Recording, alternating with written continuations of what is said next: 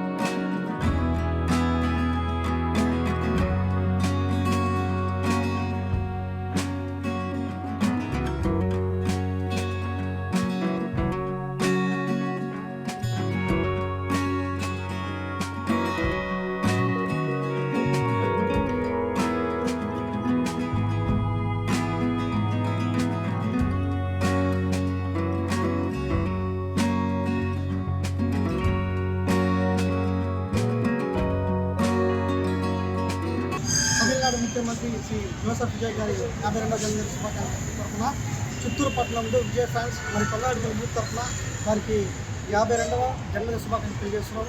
ఆయన పుట్టినరోజు సందర్భంగా తమ్ముడు గణేష్ ఆధ్వర్యంలో మరియు పురుషోత్తం ఆధ్వర్యంలో కానీ మరి కొంగారెడ్డిపల్లి యూత్ ఆధ్వర్యంలో ఈ యొక్క గట్టి హై స్కూల్, గాండ్లపల్లి హై స్కూల్లో సుమారు విద్యార్థులకు 500 మంది విద్యార్థులకు అన్నదానం చేయడం జరిగింది. మరి అదేవిధంగా ఇక్కడ ఉన్నటువంటి వంట వాళ్ళకు కూడా వారికి దుస్తులు అందజేయడం జరిగింది. మరి ఈ యొక్క కాణిపాక వినాయక స్వామి ఆశీస్సులు మరి తిరుపతి తిరుమల దేవస్థానం యొక్క ఆశీస్సులతో విజయ్ గారు 100 ఏళ్ళు చల్లగా జీవించాలని కోరుకుంటున్నాము. మరి అదేవిధంగా రానున్న ఎన్నికలు కానీ ఇంకా రాబోయే 10 సంవత్సరాల ఎన్నికలు కానీ ఆయన సీఎంగా ఉండి తమిళనాడు ప్రజలకు మంచి మేలు చేయాలని కోరుకుంటూ ఈ సమయంలో కోరుకుంటున్నాము.